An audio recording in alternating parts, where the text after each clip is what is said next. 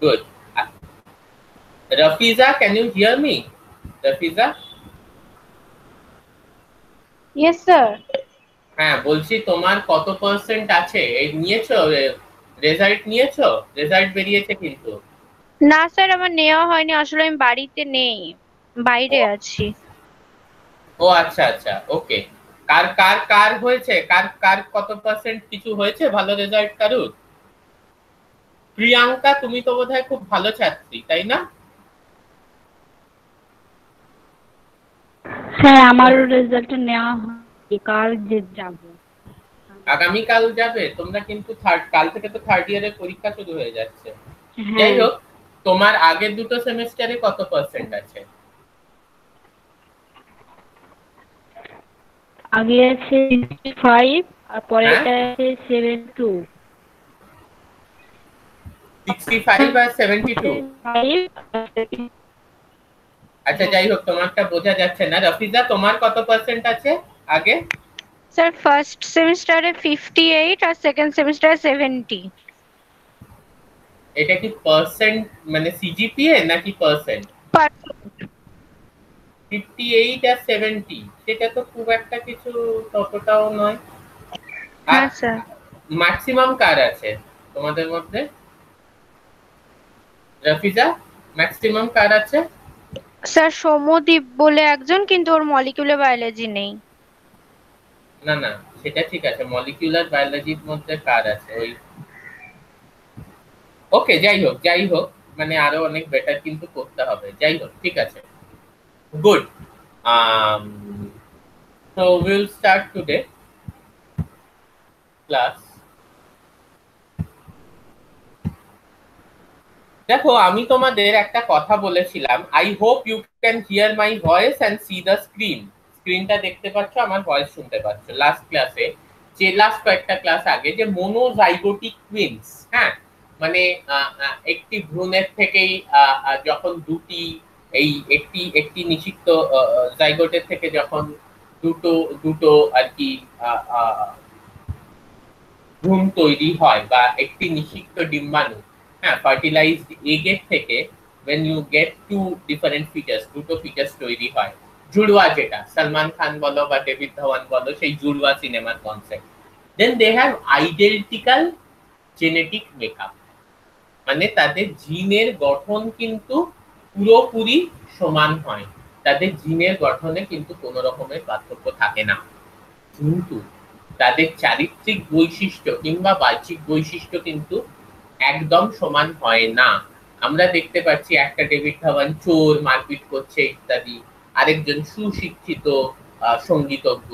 তাহলে এই যে জিনিসটা, মানে আমি সালমান খানের ক্ষেত্রে তো তাই ছিল, এই জিনিসটা কেন হচ্ছে? যদি জিনের গঠন পুরোপুরি সমান হয়, তাহলে আমরা যদি পড়ে থাকি যে আমাদের যে চারিত্রিক বা বাহ্যিক বৈশিষ্ট্য, সেগুলো জিনের দ্বারাই নির্ধারিত হচ্ছে, তাহলে জিনের গঠন যদি পুরোপুরি সমান হয়, তাহলে এই বৈশিষ্ট্যের মধ্যে এই পার্থক্য কেন আসছে?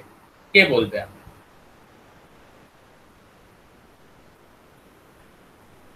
Any one of you? Sir Manisha? একবার রিপিট করুন, কথাগুলো কেটে গেল আমার কাছে। কেটে গেল না? এটা হতে পারে, আজকে একটু ইয়ে আছে অবশ্যই। ব্যাপারটা হচ্ছে, বাকিরা শুনতে পেয়েছো? কেউ একজন বলো, রাফিজা, মনীষা। স্যার আমারই প্রবলেম হলো, আমি রাফিজা। ও আচ্ছা আচ্ছা, ঠিক আছে। হ্যাঁ, যেটা বলছি যে মোনোজাইগোটিক টুইন মানে একটি নিষিক্ত ডিম্বাণু যখন দুটি ভ্রূণ তৈরি করে, সেই দুটি ভ্রূণ মানে জুড়ওয়া, যেটা আমির খান বা বরুণ ধাওয়ানের যে জুড়ওয়া, সেই জুড়ওয়া সিনেমায় আমরা দেখেছি ওইরকম একেবারে দুজনকে সেম দেখতে। তো আহ, ব্যাপারটা হচ্ছে এই ক্ষেত্রে যেটা হয়, যে পুরোপুরি তাদের জিনের গঠন কিন্তু সেম হয়, ঠিক আছে, জিনের গঠনে কোনো পার্থক্য থাকে না। কিন্তু তদাপি জিনের গঠনে কোনো পার্থক্য না থাকলেও যেটা দেখা যায় যে চারিত্রিক বৈশিষ্ট্য বা বাহ্যিক বৈশিষ্ট্য আলাদা। তাহলে আমরা ছোটবেলা থেকে পড়ে আসছি যে আমাদের জিনের গঠন নির্ধারণ করে যে আমাদের চারিত্রিক বা বাহ্যিক বৈশিষ্ট্য কিরকম হবে। এইবার যদি জিনের গঠন এ কোনো পার্থক্য না থাকে, তাহলেও কিন্তু দেখা যাচ্ছে যে একজন হচ্ছে গিয়ে সুশিক্ষিত সঙ্গীতজ্ঞ, অন্যজন হচ্ছে চোর এবং মারপিট করতে পারে, কিন্তু তারা মনোজাইগোটিক টুইন, দুটো সালমান খানের ক্যারেক্টার বলছি, জুলওয়া। তাহলে এই ব্যাপারটা কেন ঘটছে? জিনের গঠন একদম সেম হলেও তাদের কিন্তু চারিত্রিক বা বাহ্যিক বৈশিষ্ট্য সেম হচ্ছে না। এই ব্যাপারটা কেন ঘটছে কেউ বলতে পারবে?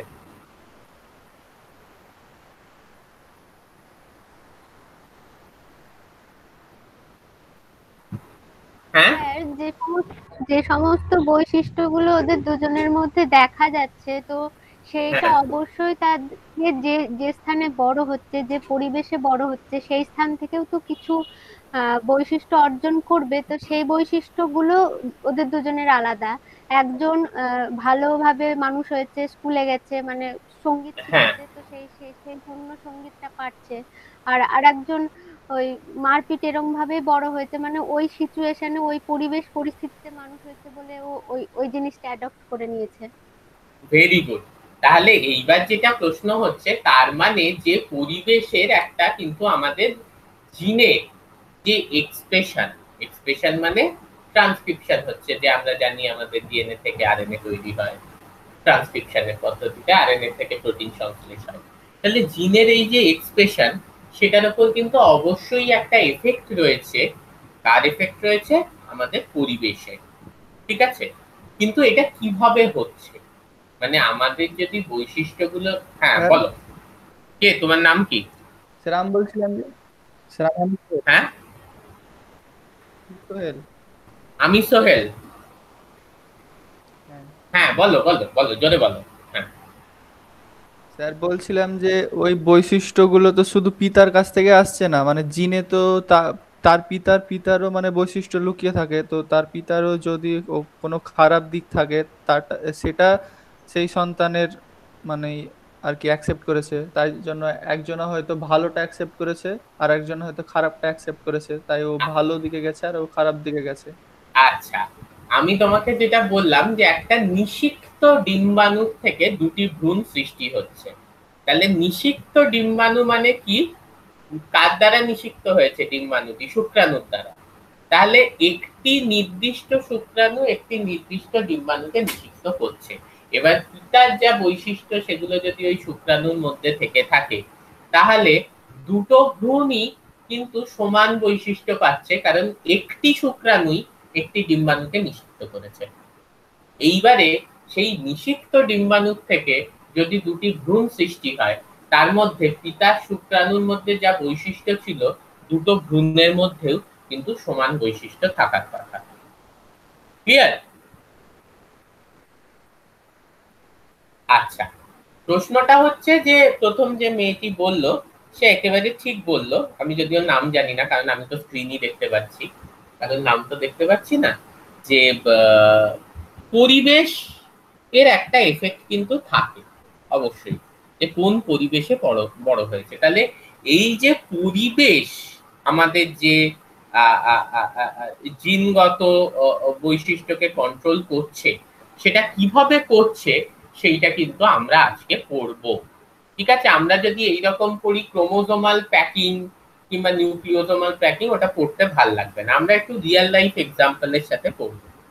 ঠিক আছে, তোমরা একটা কথা হয়তো শুনেছো সবাই, যে ট্যালেন্ট, হুম, এই hard work wins against talent when talent stops working hard. মানে এইটা দেখা গেছে একটা সমীক্ষাতে, এটা একটা রিসার্চ, হার্ভার্ড ইউনিভার্সিটির রিসার্চ, যে যদি তুমি 5টা খুব ট্যালেন্টেড ছেলেকে এক জায়গায় রাখো আর 5টা খুব হার্ডওয়ার্কিং ছেলেকে এক জায়গায় রাখো, যারা কঠিন পরিশ্রম করতে সারাদিন পড়াশোনা করতে পারে, আর 5টা খুব ট্যালেন্টেড ছেলে যাদের মারাত্মক বুদ্ধি, অলওয়েজ কিন্তু যারা হার্ডওয়ার্কিং তারা সবসময় বেটার করে যে কোনো কিছুতে। হ্যাঁ, যারা যারা শুধু ট্যালেন্ট আছে তারা কিন্তু কখনো বেটার করে না।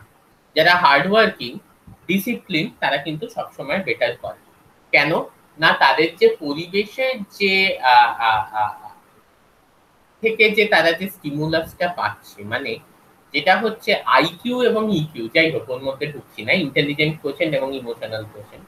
তো ইমোশনাল কোশেন্টটা খুব ভালো হওয়া জরুরি জীবনে সফল হওয়ার জন্য। ইন্টেলিজেন্ট কোশেন্ট তো ভালো হতে পারে, সুশান্ত সিং রাজপুতও খুব ইন্টেলিজেন্ট ছিল, ঠিক আছে, ও অত পড়াশুনো, অত ভালো র্যাঙ্ক ট্যাঙ্ক করেছে, কিন্তু ইমোশনাল কোশেন্ট খুব বাজে, সুইসাইড করে নিল বা হোয়াট এভার যাই হলো, কিন্তু ড্রাগ টাগ নিয়েছে, নিয়েছে, এগুলো তো প্রমাণিত।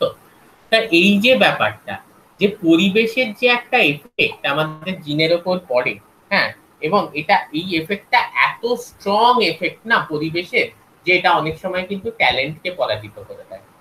ঠিক আছে, সেই জিনিসটাই আমরা দেখব কিভাবে হয়। তাহলে সবার আগে আমরা একটু ছবি দেখি, এবং তোমাদের মধ্যে অঙ্কে কে ভালো তার সঙ্গে তাহলে একটু অঙ্ক করা যাক তার সাথে। কি অঙ্কে ভালো? রাফিজা, তুমি তো ভালো অঙ্ক করতে পারো নিশ্চয়ই, তুমি করো। যেটা ব্যাপার হচ্ছে যে আমাদের মানুষের একটা নিউক্লিয়াসে, হ্যাঁ, কতটা ডিএনএ আছে, ডিএনএ কতটা আছে, কে বলতে পারবে আমার?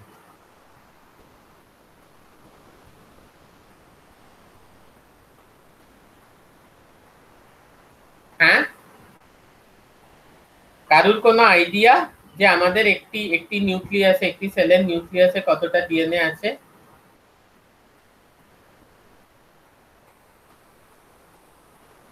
কারুর কোনো আইডিয়া নেই? আচ্ছা, আমি বলে দিচ্ছি, আমাদের হ্যাপ্লয়েড ডিএনএ নাম্বার হচ্ছে 300 কোটি, তার মানে প্রায় 600 কোটি বেস পেয়ার, মানে আমাদের হ্যাপ্লয়েড ডিএনএ নাম্বার হচ্ছে 300 কোটি বেস পেয়ার। তাহলে ডিপ্লয়েড আমরা 46টা ক্রোমোজোম আছে, তার মানে 600 কোটি বেস পেয়ার আছে, 6 into 10 to the power 9. This is the genome size. Our haploid genome size is 3 into 10 to the power 9. Since we are diploid, we have 6 into 10 to the power 9 base pairs in our DNA. দুটো base পেয়ারের মধ্যে কতটা দূরত্ব আছে রাফিজা?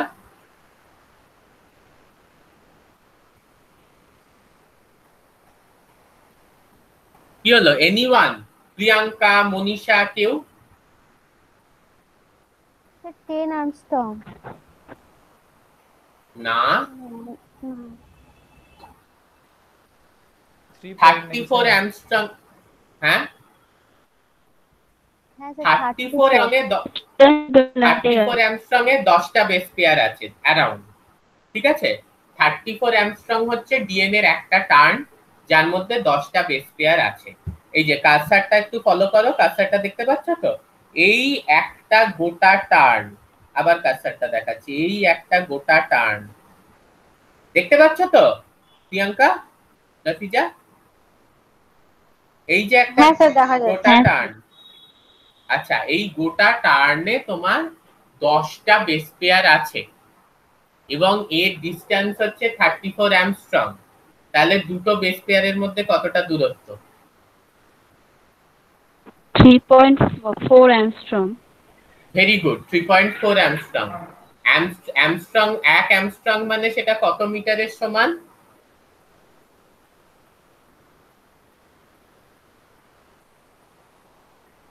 হ্যাঁ, 10 to the power -10 metre. তাহলে দুটো base পেয়ারের মধ্যে দূরত্ব হচ্ছে 3.4 into 10 to the power -10 মিটার। ওকে, আর কত টোটাল আমাদের বেস পেয়ার আছে সংখ্যা এক্ষুনি বললাম? রাফিজা, প্রিয়াঙ্কা, মনীষা, আমির, যে বলবে বলো।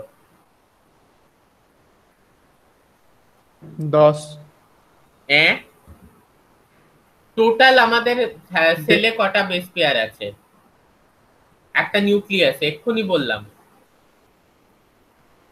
6 into 10 to the power 9. 6 into 10 to the power 9, very good.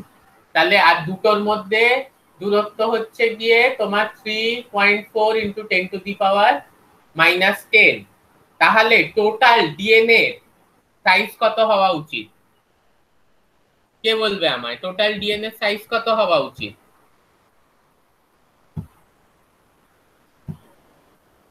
বুঝতে পারছো তো কি বলতে চাইছি?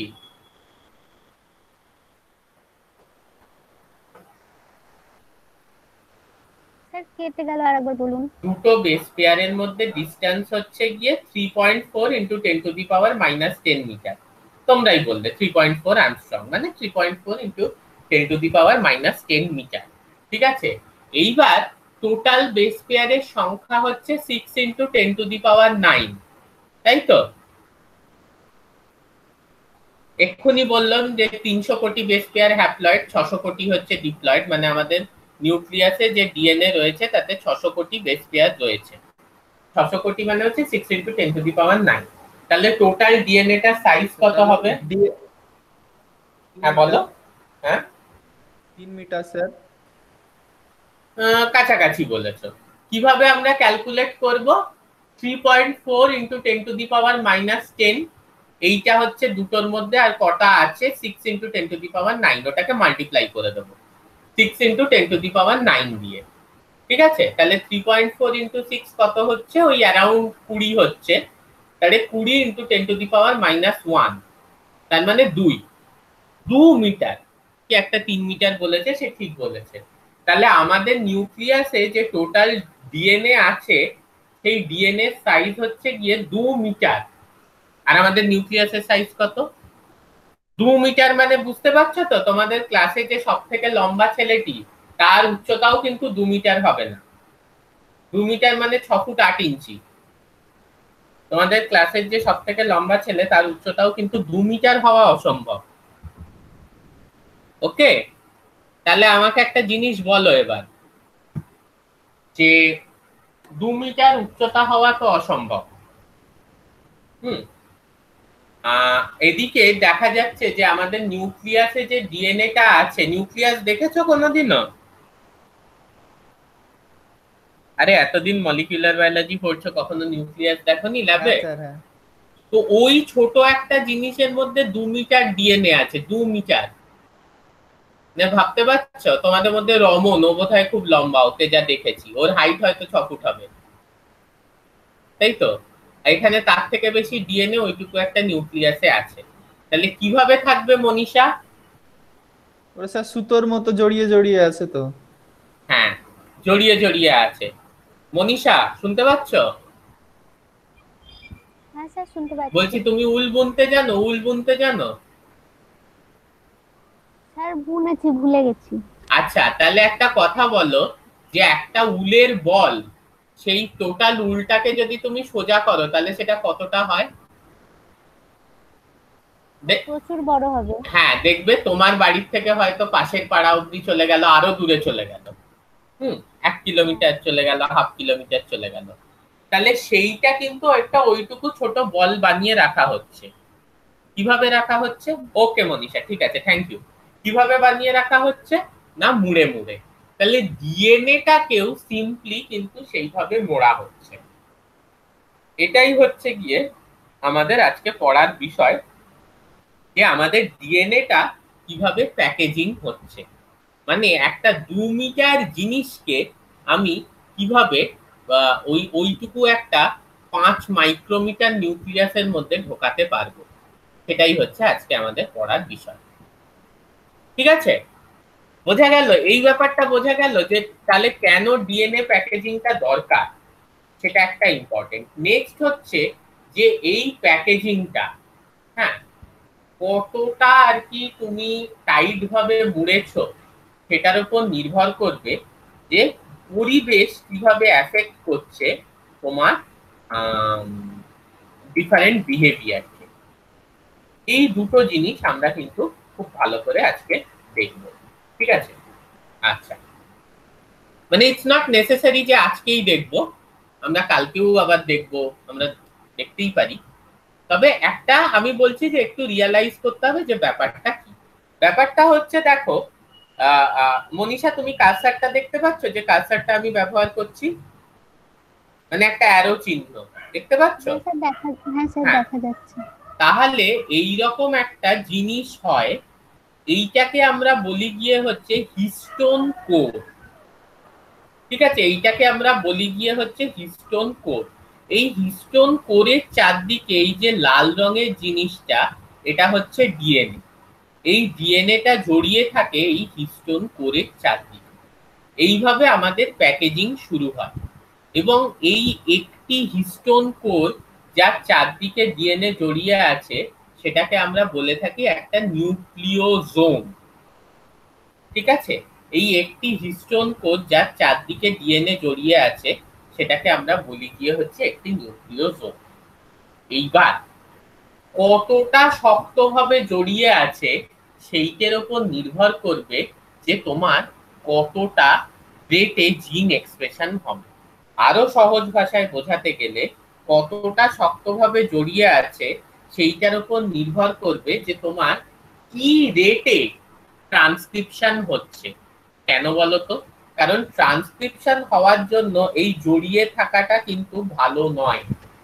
খুলে গেলে এই ডিএনএটা যদি খুলে যায়, এটা ধরে নাও লাটাই, ঠিক আছে, এবার তোমাকে যদি মাঞ্জা দিতে হয়, কোন ছেলে জানো মাঞ্জা কিভাবে দিতে হয়? এসব এখন আর দরকার নেই, এখন সব পাবজি, তাই তো, এইসবে আর কারোর ইন্টারেস্ট নেই, জানো তো। তাহলে মাঞ্জাটা দিতে হলে কি সুতোটাকে লাটাইয়ের থেকে খুলতে হবে তো।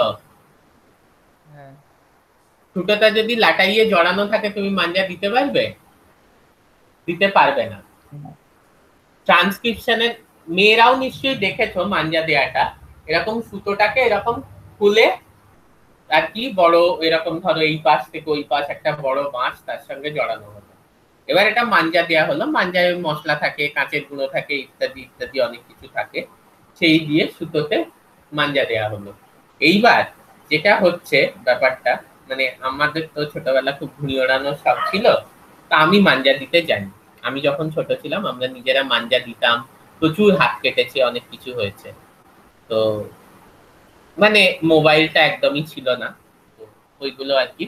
মোবাইল তো দরকার, মোবাইল ছাড়া এই পড়াশোনাটাই বা কি করে করবো, সে তো দরকারও একটা। তো সেখানে কিন্তু সুতোটাকে আমাকে সোজা এই পার থেকে ওই পার টাঙাতে হবে।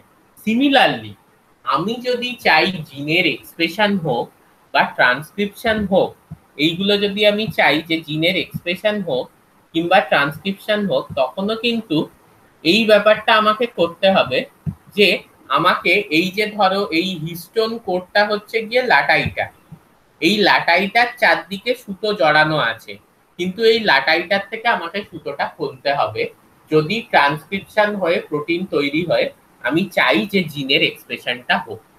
এবার কোনো একটি বাহ্যিক বৈশিষ্ট্য তখনই একটি জিনের দ্বারা নির্ধারিত হবে যখন কিন্তু জিনের এক্সপ্রেশনটা হবে। ব্যাপারটা বোঝাতে পারলাম? একটি বাহ্যিক বৈশিষ্ট্য কিন্তু তখনই জিনের দ্বারা নির্ধারিত হবে যখন জিনের এক্সপ্রেশনটা হবে, ট্রান্সক্রিপশনটা হবে। মানে কোনো একটি প্রোটিন সংশ্লেষের জন্য যেটি একটি বাহ্যিক বৈশিষ্ট্যকে নির্ধারণ করবে, কোনো একটি প্রোটিন সংশ্লেষের জন্য যেটি একটি বাহ্যিক বৈশিষ্ট্যকে নির্ধারণ করবে, আমার কি করতে হবে, এই যে লাটাইয়ে ডিএনএটা জড়িয়ে আছে এই লাটাই থেকে ডিএনএটাকে খুলতে হবে। ক্লিয়ার হচ্ছে?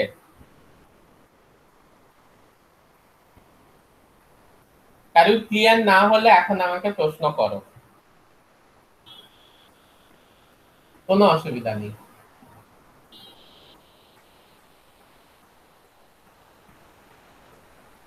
সবার ক্লিয়ার তো ব্যাপারটা? Very good. মনীষা বুঝতে পেরেছো তো? মনীষা আছো? হ্যাঁ স্যার। বুঝতে পেরেছো তো? হ্যাঁ স্যার। আচ্ছা, ভেরি গুড। ঠিক আছে, তাহলে এইটা হচ্ছে গিয়ে ব্যাপারটা।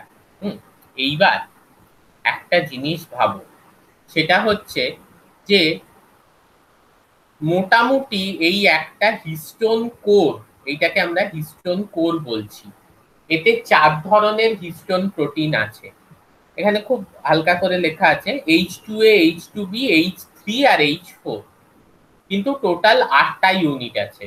তার মানে প্রত্যেকটা প্রোটিন 2টো ইউনিট করে আছে, 2টো H2A, 2টো মানে H মানে হিস্টোন, 2টো H2A, 2টো H2B, 2টো H3 আর 2টো H4। ঠিক আছে, এইরকম 8টা প্রোটিন কিন্তু আমাদের আছে, দিয়ে এই কোডটা তৈরি করছে। এবং প্রত্যেক হিস্টোন কোরের চারদিকে জড়িয়ে আসে 146 বেস পেয়ার ডিএনএ। আবার বলছি, এই যে হিস্টোন কোর এটা কিভাবে তৈরি হচ্ছে না, একটা 4টে প্রোটিন দিয়ে তৈরি হচ্ছে, দুটো H2A, দুটো H2B, দুটো H3, দুটো H4, এবং জড়িয়ে আছে গিয়ে হচ্ছে এর মধ্যে কিন্তু আমার 146 বেস পেয়ার। আরো 54 বেস পেয়ার কি না, এইরকম একটা নয়, এরকম একাধিক আছে। পুতির মালা, ঠিক আছে, পুতির মালা তোমরা নিশ্চয়ই অনেকেই পড়েছো বা দেখেছো। এই এক একটা হচ্ছে গিয়ে এক একটা পুতি, ঠিক আছে, যার মধ্যে দিয়ে কিন্তু ডিএনএ যাচ্ছে। এবার দুটো পুতির মধ্যেও তো কিছুটা সুতো থাকে, মনীষা, থাকে তো? হ্যাঁ স্যার থাকে। হ্যাঁ তো স্যার। ওই যে ডিএনএটা মানে একটা এইরকম পুতি তার সঙ্গে আরেকটা পুতিকে যুক্ত করছে যে ডিএনএটা, সেটা হচ্ছে আরো 54 বেস পেয়ার। তাহলে 146 বেস পেয়ার এর সঙ্গে জড়িয়ে আছে, আর 54 বেস পেয়ার দুটো পুতির মধ্যে যাচ্ছে। তাহলে একটা নিউক্লিওজোম মানে কি, পুরো হিস্টোন কোডটা যার চারদিকে ডিএনএ জড়িয়ে আছে এবং কিছুটা ডিএনএ আরেকটা হিস্টোন কোর অবধি যাচ্ছে। যে ডিএনএটা দুটো হিস্টোন কোরকে যুক্ত করছে, যেটা ওই 54 বেস পেয়ার বললাম, সেটাকে বলে গিয়ে হচ্ছে লিঙ্কার ডিএনএ। তাহলে টোটাল নিউক্লিওজোমে আমাদের 200 বেস পেয়ার ডিএনএ আসে। 146 বেস পেয়ার এই অক্টামার কেন? আটটা প্রোটিন দিয়ে তৈরি হয়েছে। কি? দুটো H2A, দুটো H2B, দুটো H3, দুটো H4, তাহলে টোটাল 8টা প্রোটিন। তাহলে এই যে হিস্টোন অক্টামারকে জড়িয়ে আছে 146 বেস পেয়ার ডিএনএ, আর 54 বেস পেয়ার ডিএনএ দুটো হিস্টোন অক্টামারকে যুক্ত করছে। এই টোটাল জিনিসটা মিলে তৈরি হচ্ছে আমার একটা নিউক্লিওজোম। এইবার দেখো এই রকম স্ট্রাকচার, এই যে এখানে দেখতে পাচ্ছ এই নিউক্লিওজোম গুলো, এগুলো কি মালার মধ্যে পুতি না?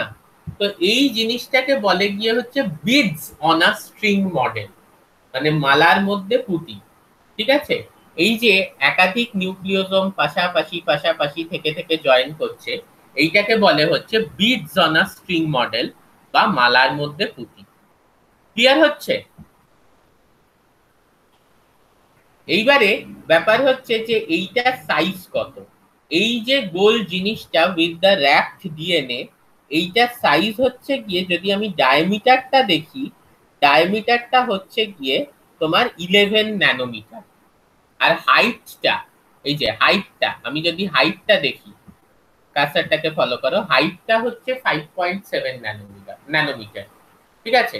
হাইটটা হচ্ছে গিয়ে 5.7 ন্যানোমিটার। আর এই যে ডায়ামিটারটা এই ধরনের একটা গোল জিনিসের, সেটা হচ্ছে 11 ন্যানোমিটার। তার জন্য এটাকে 11 ন্যানোমিটার ফাইবারও কিন্তু বলা হয়। এখানে মোটামুটি 6 টাইমস কম্প্যাকশন হয় অফ দ্য ডিএনএ, মানে আমি ওটাকে 6 টাইম, প্রায় 6 গুণ ছোট করে ফেলতে পেরেছি। এই যে নিউক্লিওজোমাল কোড, এতে জড়ানোর দরুন আমার যে ডিএনএটা, সেটা মোটামুটি 6 টাইমস কম্প্যাক্ট হয়ে গেছে। কেউ বুঝতে না পারলে জিজ্ঞেস করো। বুঝতে পারছো সবাই? Very good. তাহলে এবার আমরা একটু দেখে নিই।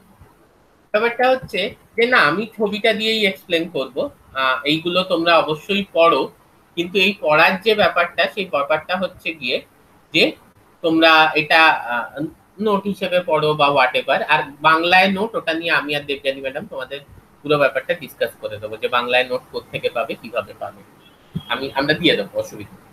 যেটা হচ্ছে এই যে H1 বা হিস্টোন প্রোটিন, এই H1 প্রোটিন, এটা কিন্তু আবার একটা ব্যাপার আছে, যে এই H1টা কিন্তু একটা হিস্টোন প্রোটিন, কিন্তু এটা এই অক্টামার যে কোরটা আছে, কোর পার্টিকেল যেটাকে আমরা বলি, এই কোর পার্টিকেলের সঙ্গে কিন্তু যুক্ত হচ্ছে না, এটা কিন্তু বাইরে আছে।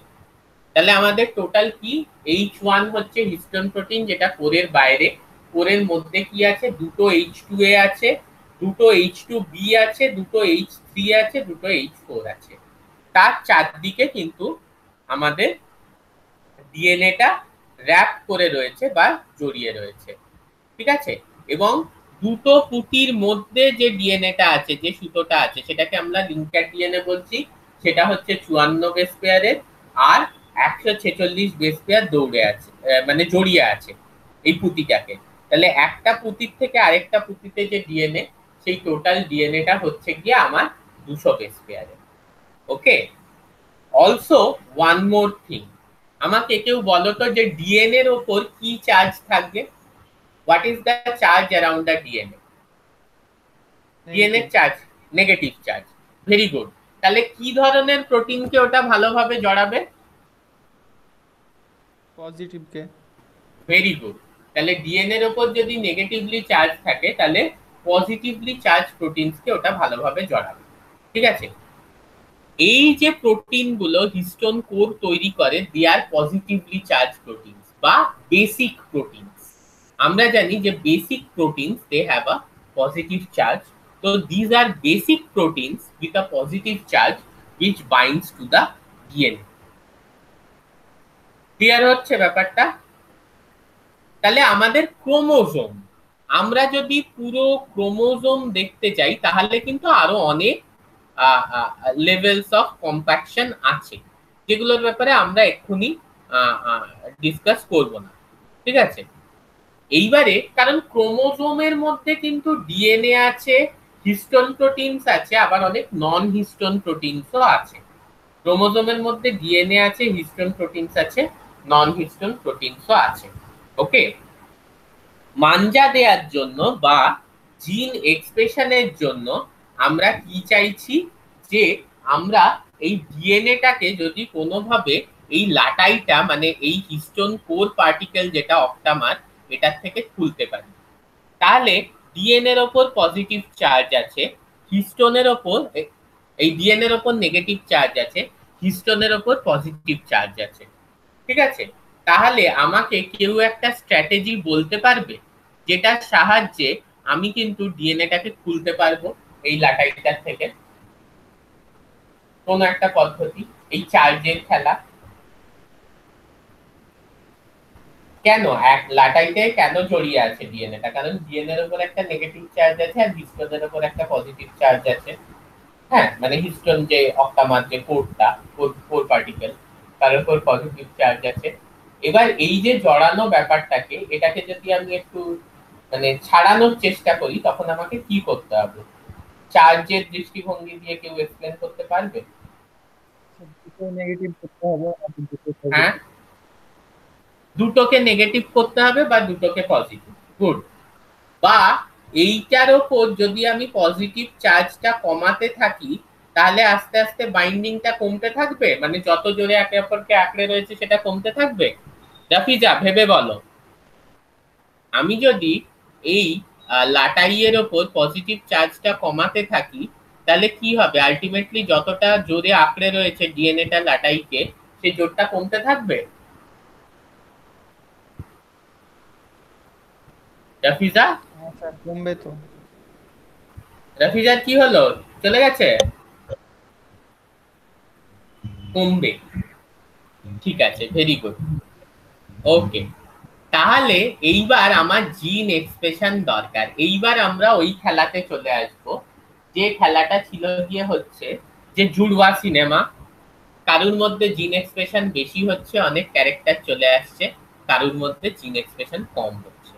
তাহলে ও আছো, খুব ভালো কথা। তা তুমি আমার কথাটা মানছো যে হ্যাঁ হ্যাঁ রফিজা বলো। নেটওয়ার্কের প্রবলেম? তাহলে একটা ভালো নেটওয়ার্ক নিয়ে নিতে হবে। বুঝতে পেরেছো? যেটা নেটওয়ার্ক তোমার বাড়ির ওখানে ভালো কাজ করে সেরকম একটা নেটওয়ার্ক কিন্তু নিয়ে নিতে হবে এই ক্লাসের জন্য, কারণ এই ক্লাসটা এখন আরো অনেক দিন এইভাবেই চলবে, তাই না?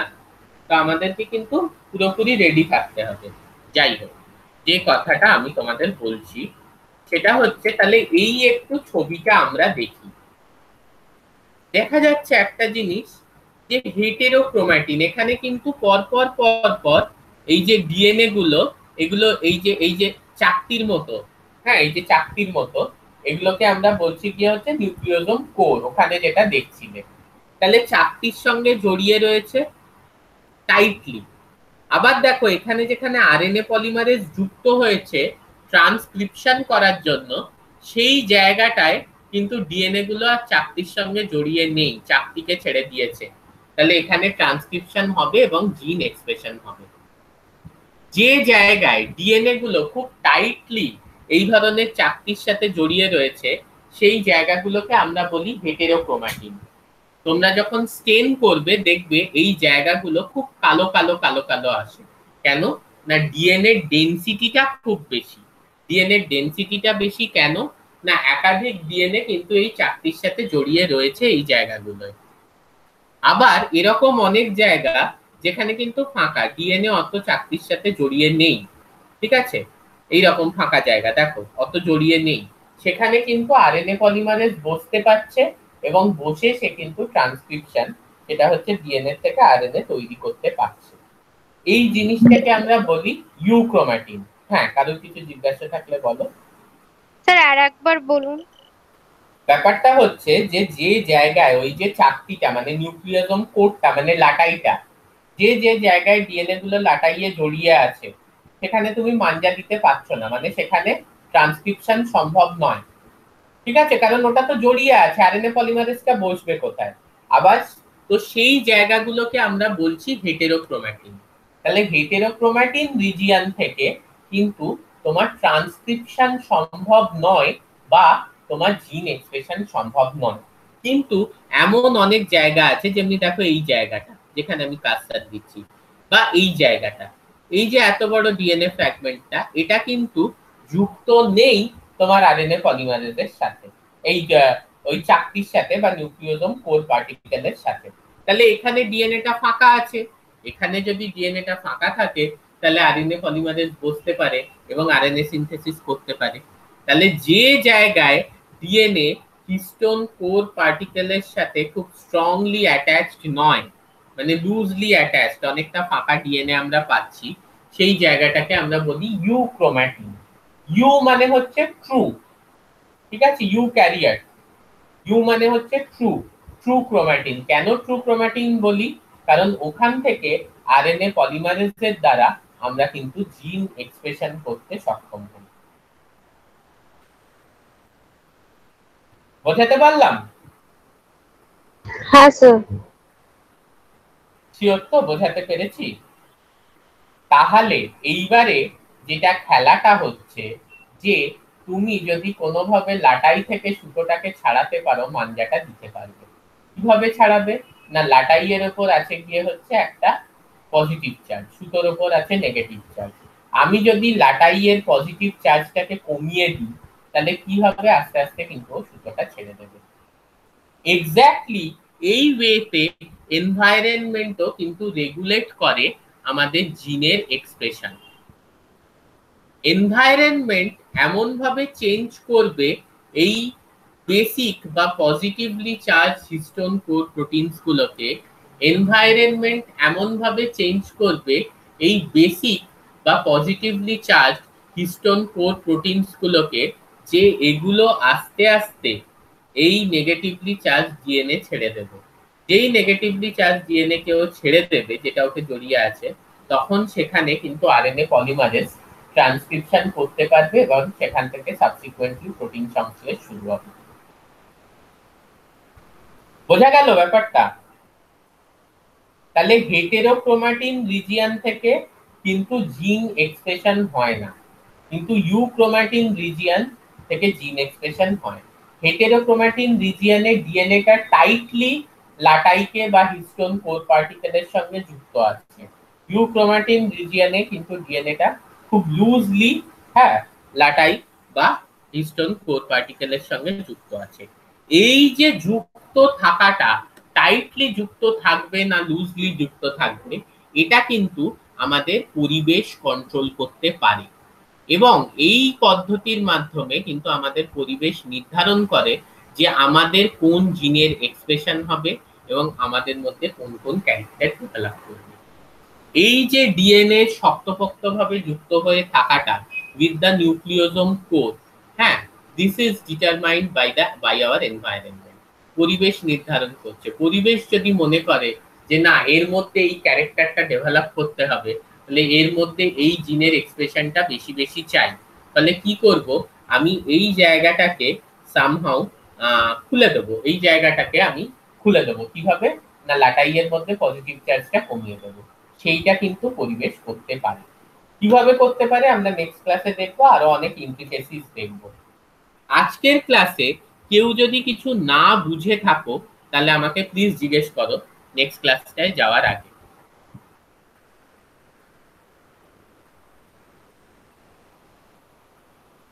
If any of you have any question, কারুর কোনো প্রশ্ন নেই না? ঠিক আছে, কোনো অসুবিধা নেই, আমি এটা লোড করে দিলে তোমরা একবার শুনে নেবে জিনিসটা, শুনে নিয়েও তারপরে তোমরা কোয়েশ্চেন করতে পারো, তাতে কিন্তু কোনো অসুবিধা নেই। রাফিজা, মোরাললেস একটা আইডিয়া হলো?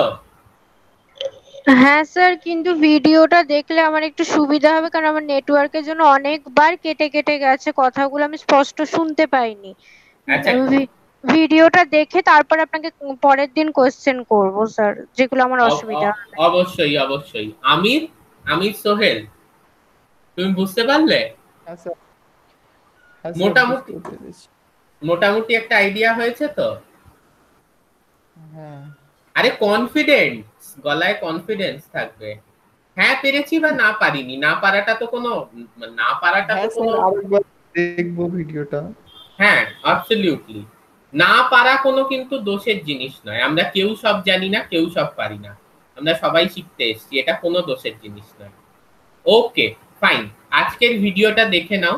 এই এখন তো একটু থার্ড ইয়ারের পরীক্ষা চলবে, but that doesn't really matter. আমি আরেকটা ভিডিওতে এইটা কমপ্লিট করাবো, তারপর আমরা ভাইরাসটা করে নেবো, মানে আর দুটোতে কি তিনটে ক্লাস, তাহলে আমার সিলেবাস ওভার হয়ে যাবে, আর তিনটে ম্যাক্সিমাম ক্লাস লাগবে। ওকে, সো উই ফিনিশ টুডে। দেখবে কিন্তু, আমি ভিডিওটা লোড করে দেবো, অবশ্যই দেখবে। ওকে, এন্ড।